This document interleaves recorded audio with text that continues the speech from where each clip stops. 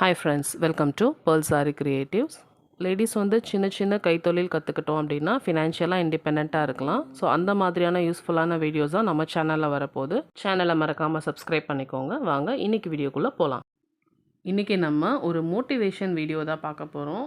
ஆரி ஒர்க்கில் என்ன மோட்டிவேஷன்னு கேட்டிங்கன்னா, ஆரி ஒர்க் பிகினராக இருக்கிறவங்களுக்கு, அதுவும் மெயினாக யூடியூப் பார்த்து கற்றுக்கிறவங்களுக்கு வந்து கண்டிப்பாக வந்து மோட்டிவேஷன் தேவை. ஏன்னா நான் வந்து யூடியூப் பார்த்து தான் கற்றுக்கிட்டேன். பிகினிங்கில் நான் ப்ராக்டிஸ் பண்ணையில் எனக்கு வரவே இல்லை. வேணாம், இது நம்மளுக்கு வராது, விட்டுடலாம். அதுவும் யூடியூப் பார்த்துலாம் கற்றுக்கவே முடியாது போல், கிளாஸ் போனால் தான் கற்றுக்க முடியும் போலன்ற ஒரு முடிவில் இருந்தேன். இதுதான் நான் ஃபர்ஸ்ட் என்னோடய ப்ராக்டிஸை ஸ்டார்ட் பண்ணப்போ யூஸ் பண்ண மெட்டீரியல். ஸோ இப்படி தான் என்னோடய ப்ராக்டிஸை வந்து நான் ஸ்டார்ட் பண்ணேன். ஸோ பாருங்கள், இதுதான் என்னோடய ஃபர்ஸ்ட் ஸ்டிச். ஸோ பாருங்கள், இந்த ஃபர்ஸ்ட் லைனில் இருக்கிறதா என்னோடய ஃபர்ஸ்ட் ஸ்டிச் வரவே இல்லை. ரொம்ப தள்ளி போட்டிருப்பேன் பாருங்கள். ரொம்ப தள்ளி போட்டேன். த்ரெட்டு கட் ஆகிட்டே இருக்கும். நீடில் 90 டிகிரியில் இருக்க முடியாது. நம்மளால் கான்ஷியஸாக அதை பண்ண முடியாது. நமக்கு ஸ்டிச் வரணும் அப்படின்றதுக்காக நம்ம என்னென்னலாமோ டைரெக்ஷன்ஸில் தான் அதை கொண்டு போயிட்டுருந்தேன். ஸோ ஃபர்ஸ்ட் 3 டேஸ் வந்து எனக்கு ரொம்ப போராட்டமாக தான் இருந்துச்சு. இதை கிவ் அப் பண்ணிடலான்னு கூட தோணுச்சு. பட் அதையும் தாண்டி சரி, நம்ம வீட்டில் சும்மா தானே இருக்கோம், ட்ரை பண்ணி தான் பாருங்கள் இந்த மாதிரி எனக்கு இந்த ஸ்டிச்சஸ்லாம் கொஞ்சம் ப்ராக்டிஸ் ஆச்சு. சில்க் த்ரெட்டில் ஸ்டார்டிங்கில் எனக்கு வரவே இல்லைங்க. ஸோ பாருங்கள், இதுதான் நான் சில்க் த்ரெட்டில் ப்ராக்டிஸ் பண்ணது பாருங்கள்.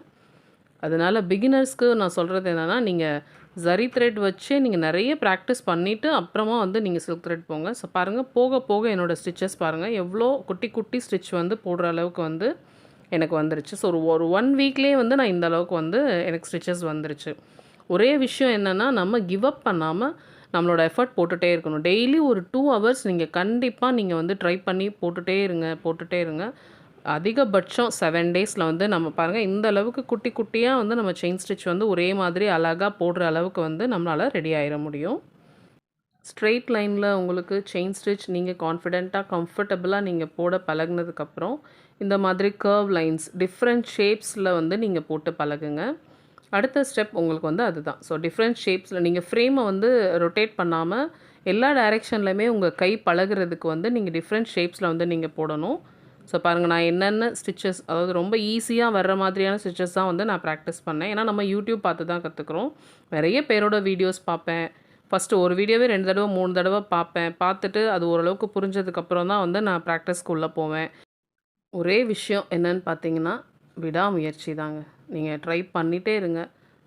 ஜஸ்ட் 1 வீக்கில் வந்து நீங்கள் செயின் ஸ்டிச் போட்டுடலாம். நான் ஏற்கனவே சொன்ன மாதிரி ஆரி ஒர்க்கில் பேசிக் வந்து செயின் ஸ்டிச் தான். நீங்கள் அந்த செயின் ஸ்டிச்சை நீங்கள் நல்லா ப்ராக்டிஸ் பண்ணிட்டீங்க அப்படின்னாலே அதை பேஸ் பண்ணி தான் மற்ற எல்லா ஸ்டிச்சஸுமே வரும். ஸோ மற்ற எல்லா ஸ்டிச்சஸுமே நீங்கள் வந்து இன்னும் ஈஸியாக வந்து நீங்கள் ப்ராக்டிஸ் பண்ணிடலாம். நீங்கள் செயின் ஸ்டிச் ப்ராக்டிஸ் பண்ணும்போது வந்த ஒரு அந்த கஷ்டம் வந்து நீங்கள் மற்ற ஸ்டிச் பண்ணையில் வந்து உங்களுக்கு வராது. ஏன்னா உங்களுக்கு செயின் ஸ்டிச் வந்து நீங்கள் ப்ராக்டிஸ் பண்ணிட்டீங்க அப்படின்னா மற்ற ஸ்டிச்சில் வந்து உங்களுக்கு அந்த அளவுக்கு டிஃபிகல்ட்டிஸ் வராது.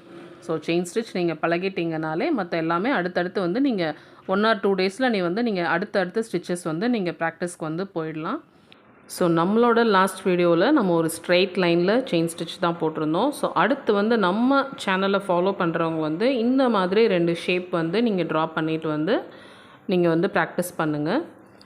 இன்னொரு முக்கியமான விஷயம் என்னென்னு பார்த்தீங்கன்னா, நீங்கள் ஃப்ரேமுக்கு மேலே நீங்கள் டைரெக்ஷன் சேஞ்ச் பண்ணுற மாதிரியே நீங்கள் ஃப்ரேமுக்கு கீழேயும் அந்த நீடிலில் வந்து த்ரெட்டை வந்து சுற்றி விட்டுறீங்க இல்லைங்களா? ஸோ அந்த டைரெக்ஷனுமே வந்து சேஞ்ச் பண்ணணும். நீங்கள் ஒரு டைரெக்ஷனில் போகையில் நீங்கள் ரைட் டு லெஃப்ட் அப்படி நீங்கள் நீடில் சுற்றுறீங்க அப்படின்னா அப்போ வந்து அந்த நீடிலில் வந்து அப்படியே மேலே கொண்டு வரும். இதே நீங்கள் டைரெக்ஷன் மாற்றியும் நீங்கள் அதே டைரெக்ஷனில் போகையில் வந்து உங்களுக்கு வராது. ஸோ அப்போ நீங்கள் என்ன பண்ணணும், கீழே நீங்கள் நூல் சுற்றுற டைரெக்ஷனை வந்து நீங்கள் அதையுமே சேஞ்ச் பண்ணி வந்து நீங்கள் ப்ராக்டிஸ் பண்ணணும். ஸோ அடுத்து உங்களோட ப்ராக்டிஸின் போது நீங்கள் செய்யக்கூடாத தப்பு என்னன்னு பார்த்தீங்கன்னா, நீங்கள் இந்த மாதிரி டிஃப்ரெண்ட் டைரெக்ஷனில் ப்ராக்டிஸ் பண்ணும்போது உங்களோட ஃப்ரேமை இந்த மாதிரி டைரெக்ஷன் மாற்றி சுற்றி வச்சு நீங்கள் ப்ராக்டிஸ் பண்ணாமல் ஒரே மாதிரி பொசிஷனில் வச்சுட்டு நீங்கள் உங்களோட ஸ்டிச்சிங் டைரெக்ஷனை மட்டும் நீங்கள் மாற்றி ப்ராக்டிஸ் பண்ணுங்கள். இப்போ நான் சொன்ன விஷயங்கள் எல்லாத்தையும் நீங்கள் ஃபாலோ பண்ணிங்கன்னா கிவ் அப் பண்ணாமல் விடாமுயற்சியோட வெறும் 1 வீக் நீங்கள் ட்ரை பண்ணிங்கன்னா கண்டிப்பாக நீங்கள் ஆரி ஒர்க் வந்து வீட்டில் இருந்தே யூடியூப் பார்த்தே கற்றுக்கலாம். இந்த வீடியோ உங்களுக்கு யூஸ்ஃபுல்லாக இருந்துச்சுன்னா சேனலை மறக்காமல் சப்ஸ்கிரைப் பண்ணிக்கோங்க. எதனா டவுட்ஸ் இருந்தால் கமெண்ட்ஸில் கேளுங்க. தேங்க்யூ ஃபார் வாட்சிங்.